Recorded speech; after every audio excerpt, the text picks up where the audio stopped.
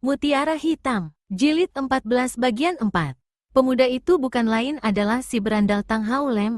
Dia datang memasuki markas mempergunakan akalnya, menyamar sebagai wanita cantik, kemudian sebagai orang hesi-hesia dan terakhir ini sebagai seorang wesio gundul berjubah merah.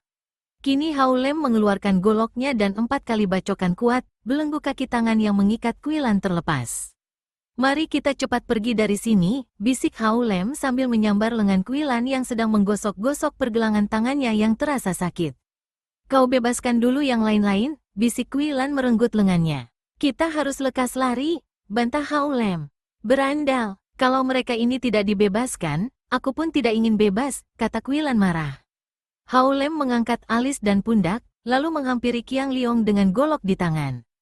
"Qiang Kongcu," katanya. "Bagaimana selama kita berpisah, engkau baik-baik sajakah? Maaf, bukan maksudku tadi tidak mau membebaskan kalian, hanya makin banyak orang yang lari makin sukar dan..." "Saudara tak perlu sungkan-sungkan. Aku pun sudah bebas dari belenggu." "Apa?" Qiang Liong menggerakkan kaki tangannya dan, benar saja, kedua kaki dan tangannya terlepas dari belenggu tanpa mematahkan belenggu itu. Haolem terbelalak, memandang ke arah belenggu dan mengangguk-angguk. "Hebat. Ilmu siakut hoat atau lepaskan tulang lemaskan diri yang luar biasa." Melihat ini, kuilan yang menghampiri Pangeran Talibu dan menggunakan kekuatan sinkangnya mematahkan belenggu, berkata mengomel. "Kalau bisa melepaskan diri, kenapa tidak dari tadi?" Aksinya, Qiang Liong hanya tersenyum dan juga mulai membantu melepaskan belenggu kaki tangan Xiang Qi, sedangkan Haolem membebaskan Puteri Mimi. "Ah, kalau terlepas dari belenggu, apa artinya? Pintu tertutup kuat dan penjagaan amat kuat, belum waktunya mencoba bebas. Akan tetapi setelah saudara Tang datang, terpaksa kita harus berusaha menerobos keluar. Kita harus keluar berpencar," kata pula Qiang Liong yang kini sikapnya sungguh-sungguh. Yang lain-lain, kecuali Kuilan, tunduk kepadanya karena maklum bahwa selain dia yang paling lihai di antara mereka, juga memiliki pengalaman yang dalam. "Kalau keluar bersama, sekali ketahuan akan kena tawan semua. Kita masih kurang kuat untuk menghadapi mereka yang berjumlah besar, apalagi banyak orang sakti di sini. Dengan berpencar, ada harapan seorang di antara kita bebas untuk pergi mencari bantuan menyerbu ke sini." "Benar," kata Haolem. "Aku pun tadi mendahului pasukan Khitan yang agaknya hendak menyerbu dan menyusup dalam usaha mereka menolong Pangeran Talibu dan Puteri Mimi." Mendengar ini timbul semangat Pangeran Talibu. Ia diam saja karena Puteri Mimi menggosok-gosok tubuhnya yang telanjang dan penuh luka itu dengan obat bubuk pemberian Haolem. Obat ini manjur dan mendatangkan rasa dingin. Kuilan hanya memandang dengan penuh iri dan cemburu. Dalam keadaan seperti itu, ia menahan diri dan tidak mungkin mengumbar amarah urusan cinta. Apalagi ia tahu bahwa Puteri Mimi memang sahabat pangeran, bahkan saudara. "Pangeran biarlah bersama aku," kata pula Qiang Liong membagi tugas. Pemuda ini menahan pula keinginan hatinya untuk berusaha lolos di samping Kuilan. Mutiara Hitam bersama saudara Tang, dan Puteri Mimi bersama saudara Yu Pangcu. 3 rombongan kita mencari jalan masing-masing, sebaiknya melalui kanan, kiri, dan belakang markas karena di depan adalah tempat yang terjaga kuat. "Baik, pendapat Qiang Kongcu tepat. Aku pun tidak perlu lagi menyamar." Sambil berkata demikian, Haolem meraba dahinya dan membuka kulit dahi terus ke belakang. Lenyaplah gundulnya dan kini tampak rambutnya hitam panjang yang segera digelung ke atas belakang dan dibungkus kain sutera. Jubah merahnya dibuka dan kini ia sudah berganti pakaian, yaitu pakaiannya sendiri yang ringkas, goloknya ia gantung di pinggang. "Berapa orang penjaga di luar?" bisik Qiang Liong kepada Haolem. "Hanya 3. Aku tadi membohongi mereka, mengatakan bahwa aku khusus diperintah Kausu membujuk para tahanan." "Baik, mereka bagianku, Mutiara Hitam, dan Yu Pangcu. Kau menjadi pengawas kalau ada muncul yang lain." Biarpun Qiang Liong hanya berbisik dan ucapannya singkat-singkat, namun mereka sudah tahu akan kewajiban masing-masing. Pintu dibuka perlahan oleh Qiang Liong, kemudian melihat 3 orang wesio jubah merah menjaga di depan pintu, ia membukanya serentak lebar-lebar dan 4 bayangan berkelebat keluar dengan gerakan amat cepat laksana 4 ekor burung terbang. Bayangan pertama adalah Haolem yang sudah menghunus goloknya dan meloncat jauh ke depan untuk berjaga, sedangkan 3 orang kawannya dengan kecepatan kilat sudah menerjang 3 orang wesio itu. 3 orang wesio ini kaget setengah mati karena tidak menyangka akan hal ini. Mereka berusaha menangkis namun 3 orang muda itu terlampau cepat gerakannya. Hampir berbareng mereka roboh tanpa mendapat kesempatan untuk berteriak sedikit pun. Aman, bisik Hao Lem memberi tanda dengan tangan. Berpisah, sampai jumpa, kata Qiang Liong yang menunjukkan kata-kata ini kepada semua temannya akan tetapi matanya memandang kepada Kuilan yang sebaliknya memandang kepada Pangeran Talibu. Mereka segera meloncat pergi. Qiang Liong menggandeng tangan Pangeran Talibu meloncat melalui jurusan belakang markas, Yu Xiangqi dan Mimi lari ke jurusan kanan, sedangkan Kuilan dan Hao Lem yang bergerak paling akhir menuju ke kiri. Hao Lem dan Kuilan menyusup-nyusup melalui bangunan kecil, makin menjauhi bangunan besar. Bagaimana kau tiba-tiba bisa muncul, berandal? Hao Lem terkekeh. Girang bukan main hatinya, kegirangan yang selama ia berpisah dari samping Kuilan tak pernah ia rasakan lagi. Aduh, serasa kita tidak pernah berpisah. Mutiara. Serasa kita masih seperti dulu ketika berlari-lari bersama melawan orang-orang jahat Tian Liongpang dan pengemis-pengemis busuk berbaju bersih. Tahukah kau, Mutiara, selama ini tak pernah aku melupakan engkau sekejap mata sekalipun.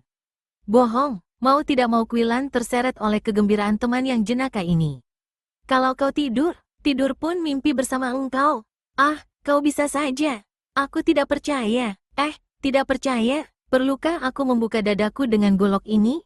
Hao Lem berhenti lari, mencabut golok dan bersikap seperti hendak membuka dada. Kuilan tertawa. Ih, sudahlah jangan ngaco. Aku tadi tanya bagaimana kau tiba-tiba saja muncul seperti setan? Memang aku setan. Hehe, setan cilik seperti kata ibu. Ibu, kau bertemu Bibi Billy? Pemuda itu mengangguk, mengerutkan kening seakan-akan ada sesuatu yang tak menyenangkan teringat olehnya. Akan tetapi ia tersenyum lagi, dan aku melihat istana di bawah tanah. Wah, pantasnya menjadi tempat tinggal setan-setan. Ibuku bertahun-tahun tinggal di sana, bukankah patut aku menjadi setan pula? Aduh, ia menekan perutnya. Ada apa? Kuilan kaget, khawatir. Perutku, lapar amat, tak tertahankan. Ia masih menekan-nekan perutnya dan lapat-lapat terdengar oleh telinga Kuilan suara perut berkeruyuk. Kuilan tertawa geli. Dasar rakus, kau tiada bedanya dengan cacing-cacing dalam perutmu. SSTT. Tuh di sana, telunjuknya menuding ke kanan, ke sebuah bangunan kecil. Ada apa di sana? Hidung Hao Lem kembang kempis menyedot-nyedot. Benar-benarkah kau tidak mencium sesuatu? Begini sedap, begini gurih. Baru sekarang Kuilan tahu apa yang dimaksudkan. Memang dari bangunan itu tercium bau sedap masakan dan tampak asap mengebul. Agaknya tempat itu adalah sebuah dapur. Ia menggeleng-gelengkan kepalanya. Perlu apa ke sana? Kita lari saja. Kalau sudah terbebas, baru makan sekenyangnya. Hao Lem menggeleng-geleng kepala. Makan saja tanpa kerja amat tidak baik, seperti babi. Akan tetapi kerja saja tanpa makan juga tidak mungkin. Kita menghadapi bahaya, membutuhkan tenaga. Kalau perutku yang sudah 2 hari 2 malam tidak diisi karena mendekam terus di hutan ketika menyerbu ke sini, mana aku ada sisa tenaga untuk bertempur? Kau pun harus makan, Mutiara Hitam. Aku sudah kenyang, jawab Kuilan mendongkol. Akan tetapi mukanya menjadi merah karena teringat betapa ia makan kenyang di tempat tahanan lalu terjadi hal-hal luar biasa dan memalukan bersama Pangeran Talibu. Tapi kau tidak ingin melihat aku roboh bukan oleh pedang musuh, tapi karena kelaparan, bukan? Sudahlah, hayo, kalau memang kau sudah kelaparan, ajak Kuilan dan mereka berindap-indap menghampiri dapur itu. Ketika mereka mengintai dari jendela, benar saja dugaan Hao Lem bahwa tempat itu memang sebuah dapur. 2 orang hesi-hesia yang tinggi besar melayani 2 orang koki yang pendek-pendek dan gemuk seperti babi. 2 orang koki itu adalah bangsa Han, agaknya anggota kaum sesat yang menjadi kaki tangan sekutu-sekutu Boule Kausu. Di meja sudah penuh dengan masakan-masakan lezat, mengebul panas dari mangkok-mangkok besar. Hampir tersedak kerongkongan Hao Lem ketika ia menelan sudah. Karena sudah tidak tahan lagi, Hao Lem mengayun tangan melempar 4 buah batu kerikil ke arah 4 orang itu. Terdengar koki-koki itu berseru kaget dan tubuh mereka terhuyung-huyung. 2 orang hesi-hesia sudah roboh pingsan karena batu-batu kecil itu tepat mengenai belakang telinga mereka. Karena koki-koki itu tidak roboh pingsan, maklumlah Hao Lem dan Kuilan bahwa sedikit banyak mereka mengerti ilmu silat. Kalau sampai mereka berteriak, keadaan akan menjadi berbahaya, maka bagaikan 2 ekor burung walet, Hao Lem dan Kuilan melayang lewat jendela. Sebelum 2 orang koki itu tahu apa yang terjadi, mereka sudah roboh tertotok dan ngorok di atas lantai. Tanpa banyak cakap lagi dan tanpa sungkan-sungkan Hao Lem menyeret sebuah bangku, duduk menghadap meja lalu, menyapu masakan-masakan yang tersedia di atas meja. Wah wah, serunya girang sambil mencoba ini mencaplok itu. Dalam hal makanan ternyata Boule Kausu tidak pelit, tidak kalah dengan masakan orang-orang Tian Liong Pang. Sumpitnya sibuk bekerja menjepit potongan-potongan daging dan sayur. Hao Lem memang mempunyai hobi atau kegemaran makan enak. Melihat lahapnya pemuda ini makan, Kuilan menelan ludah dan tak dapat menahan keinginannya. Ia pun duduk dan mencicipi beberapa masakan yang memang lezat. Sudahlah, akhirnya Kuilan berkata setelah beberapa lama mereka makan, melihat betapa banyaknya Hao Lem memasukkan masakan-masakan itu ke dalam perut didorong aliran arak wangi. Kalau kau makan terus sampai kekenyangan, kau bisa tertidur di sini. Hao Lem tertawa, bangkit berdiri, mengelus-elus perutnya yang anehnya tetap kempis dan ramping. Wah, kalau makan lupa segala. Bakso goreng ini luar biasa enaknya, entah terbuat dari daging apa. Perlu bawa sebanyaknya untuk bekal. Ia sibuk menggunakan kedua tangannya mengambil bakso-bakso goreng sebesar kepalan tangan itu. Kantung-kantungnya penuh. Ia masih belum puas dan mengambil semua sisa dalam panci, memasukkan panci kecil ini ke dalam celana di mana terdapat sebuah kantung besar tepat di depan perutnya. Kuilan hanya tertawa dan menggeleng kepala. Kemudian mereka keluar dan cepat-cepat meninggalkan tempat itu, terus ke jurusan kiri markas. Setelah mereka meninggalkan kelompok bangunan dan mulai menuju ke jalan yang berbatu-batu melalui hutan kecil menuju sungai, dan merasa bahwa kini sudah aman, terlewatlah bahaya, mendadak terdengar seruan-seruan dan derap kaki kuda dari belakang. Kita dikejar, cepat, seru Hao Lem yang mulai menancap gas mempercepat larinya. Kuilan yang tadi di dapur mengambil pedang milik Koki yang dirobohkan, meraba gagang pedang dan siap untuk melawan. Akan tetapi melihat Hao Lem berlari cepat, ia pun mempercepat larinya. Tempat itu berbatu-batu dan naik turun, maka sambil berlari mereka melompat-lompat. Para pengejar itu terdiri dari seorang hesi-hesia berpedang yang memakai topi dan 5 orang berpakaian pengemis. Mereka adalah petugas-petugas yang menjaga di wilayah ini, dan kuda yang mereka tunggangi adalah kuda-kuda pilihan yang cepat-cepat larinya. Wah wah wah, celaka bakso-bakso ini, tiba-tiba Hao Lem berseru. Kenapa? Kuilan bertanya, masih lari di samping kiri Hao Lem. Ketika gadis itu memandang, ia hampir tak dapat menahan tawanya. Kuilan menutupi mulutnya yang tertawa dan dengan mata terbelalak ia memandang temannya itu. Kiranya ketika berlari cepat dan berloncat-loncatan, bakso-bakso dalam kantung ikut berloncatan dan yang berada di kantong kanan kiri baju sudah berloncatan keluar. Akan tetapi yang berada di dalam panci yang disembunyikan dalam kantung yang letaknya di dalam celana, berloncatan di dalam celana, keluar dari panci dan karena bakso itu digoreng, keluarlah minyaknya membasahi semua bagian bawah tubuh Hao Lem. Kini sambil berlari dan mengempit goloknya di ketiak kanan, terpaksa Hao Lem membuka kolor celana dan berlompatanlah bakso-bakso besar bundar-bundar itu keluar dari dalam celana, menggelinding ke atas tanah seperti bola-bola karet. Bersungut-sungut Hao Lem membuang panci kosong dan pada saat terakhir tangannya masih sempat menyambar bakso penghabisan dan memasukkan bakso ini ke dalam mulutnya. Ia mengeluarkan suara hahaha saking kecewa. Ia tak dapat bicara karena mulutnya penuh bakso. Kini ia mengikatkan kembali kolor celana dan tiba-tiba ia berhenti lari dan membalikkan tubuh. Bakso itu pun sudah ditelannya. Percuma lari, kita lawan, katanya. Kuilan masih tersenyum. Dia tidak tahu apa yang menyebabkan pemuda ini tiba-tiba marah dan hendak melawan. Mungkin sekali karena kecewa dan marah bahwa pengejar-pengejar itu membuat bakso-baksonya hilang. Ia pun tidak gentar dan mencabut pedangnya. Ketika para pengejar melihat 2 orang itu berhenti dan menanti, mereka meloncat turun dari kuda. Akan tetapi bukan mereka yang menyerbu, melainkan Hao Lem dan Kuilan yang langsung menerjang dengan lompatan jauh dan senjata diputar di tangan.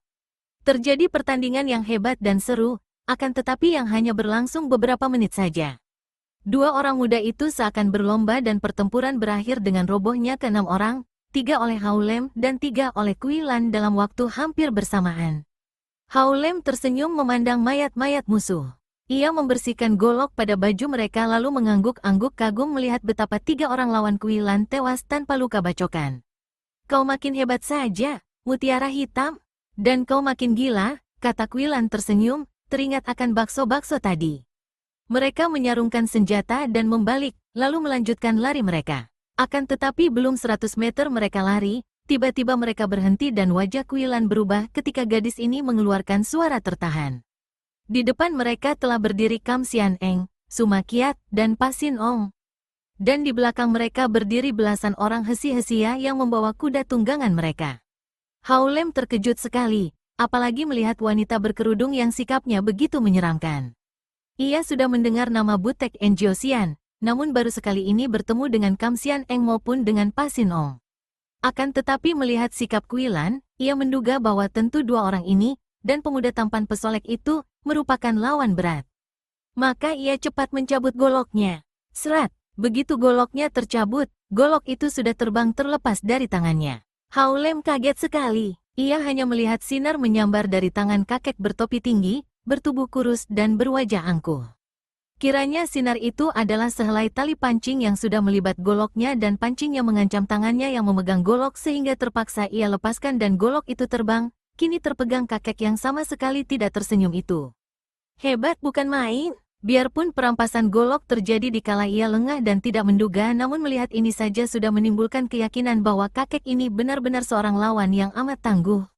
Ia mengharapkan gerakan bantuan Kuilan, akan tetapi gadis ini sama sekali tidak bergerak, bahkan memandang ke arah wanita berkerudung dengan kening berkerut gelisah. Kuilan, apakah engkau hendak melawan aku? Wanita berkerudung itu bertanya, suaranya dingin seperti suara dari balik kubur, membuat bulu tengkuk Hao Lem meremang. Kuilan menggeleng kepala. Ia bukan tidak berani, sungguh pun ia tahu percuma saja melawan gurunya ini, melainkan tidak mau. Kalau ia pernah melawan ketika gurunya hendak membunuh Siang Qi, hal ini lain lagi. Kini tidak ada siapa-siapa yang harus ia bela, maka untuk dirinya sendiri tentu saja ia tidak mau melawan gurunya yang betapapun juga sudah berlaku amat baik terhadap dirinya, seperti seorang ibu sendiri. Apalagi kalau diingat bahwa guru ini adalah bibinya, bagaimana ia dapat melawannya? Pa Sin Ong berkata kepada Hao Lem, orang muda, kau benar-benar tak takut mampus, berani membikin huru-hara di sini. Kalau kau menyerah, kau akan kuhadapkan Bo Le Kau Su dalam keadaan hidup seperti dikehendakinya, kalau melawan, terpaksa kuhadapkan sebagai mayat. Hao Lem juga seorang pendekar muda yang tak takut mati. Akan tetapi ia bukan seorang bodoh yang nekat dan tidak melihat kenyataan. Dalam keadaan lain, tentu ia akan mati-matian melawan. Akan tetapi kini keadaannya berbeda. Kuilan sendiri tidak melawan, dan melawan berarti mati. Kalau hanya tertawan, masih ada harapan membebaskan diri, terutama sekali membebaskan Kuilan. Apa artinya ia bebas kalau Kuilan tertawan? Ia tertawa, ketawanya begitu wajar dan gembira sehingga diam-diam Pa Sin Ong kagum dan harus mengakui bahwa pemuda ini ada isinya. Hahaha, seorang bijaksana mengetahui akan saat ia tak berdaya. Aku menyerah. Seperti juga mutiara. Ikat dia di kuda, perintah Pa Sin Ong. Dua orang hesi-hesia yang tinggi besar menghampiri Hao Lem dan menarik serta mengikatnya tanpa perlawanan sama sekali dari Hao Lem yang masih tertawa-tawa.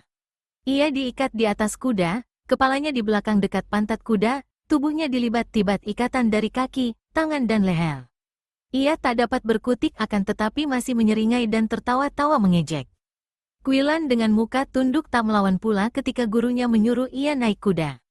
Di samping kuda yang membawa Hao Lem, ia digiring kembali ke markas oleh Kam Sian Eng yang mengerutkan kening, Suma Kiat yang tersenyum-senyum, dan Pa Sin Ong yang cemberut angkuh.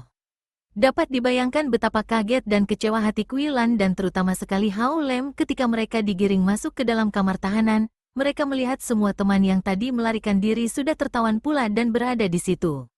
Bahkan Qiang Liong dan Yu Xiang Qi terluka, sungguh pun tidak berat namun membutuhkan waktu untuk istirahat karena mereka terkena pukulan orang-orang sakti.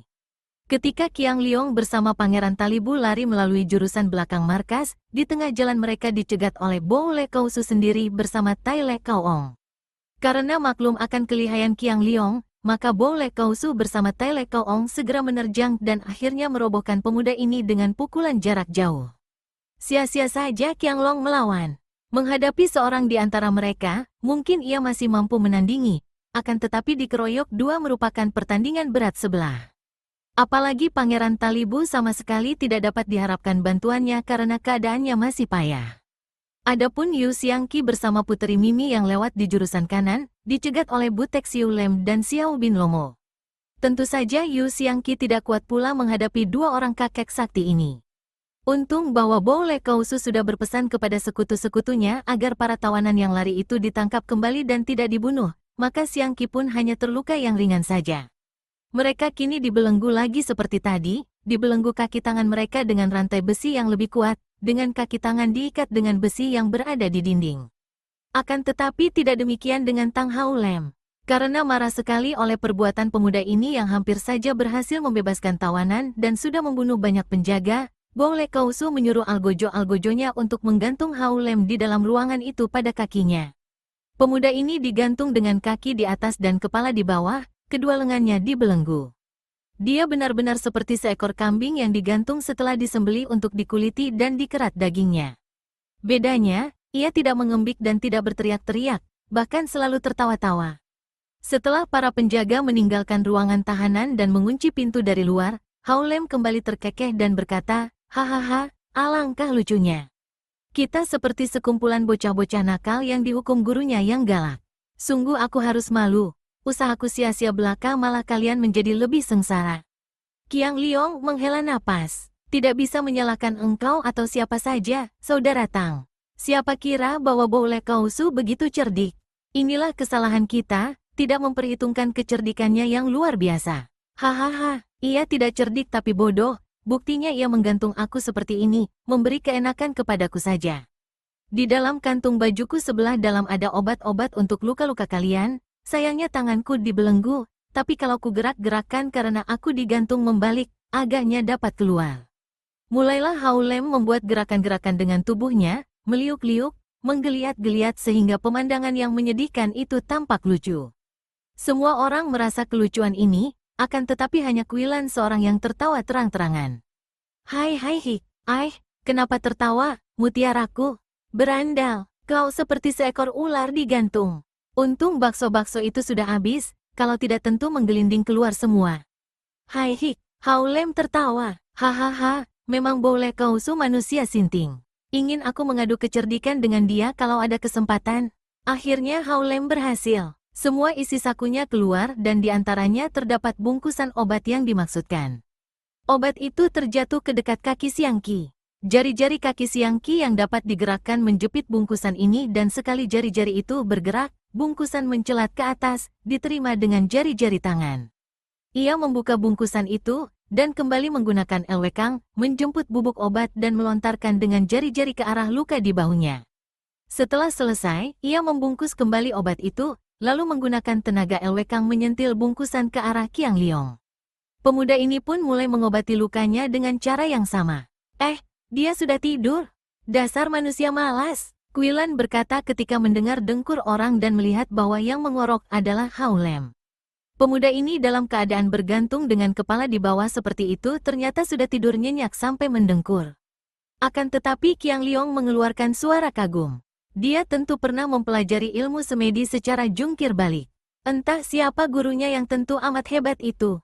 Siapa lagi? Gurunya seorang badut tua bangka, julukannya Butek Lojin, kata Kuilan, teringat akan cerita pemuda lucu itu. Betulkah itu? Betulkah bahwa Lo Qianwei yang luar biasa itu masih hidup? Suhu pernah bercerita tentang Butek Lojin, akan tetapi bahkan Suhu sendiri mengira beliau sudah meninggal dunia. Pada saat itu terdengar suara. Suara ini aneh sekali, terdengar lapat-lapat seperti dari jarak amat jauh. Akan tetapi jelas mereka semua mendengar suara ketawa terbahak-bahak. Huahahaha, suling emas bocah tolol itu mana tahu.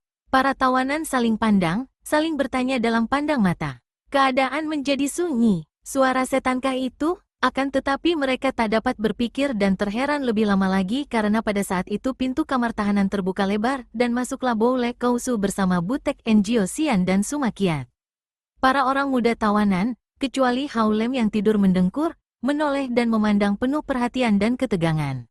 Jelas bahwa pimpinan orang Hesi Hia datang dengan maksud tertentu, dan agaknya saatnya telah tiba untuk menerima keputusan hidup mati mereka. Tampak jelas di mata Boule Kausu ketika ia memandang para tawanan itu seorang demi seorang.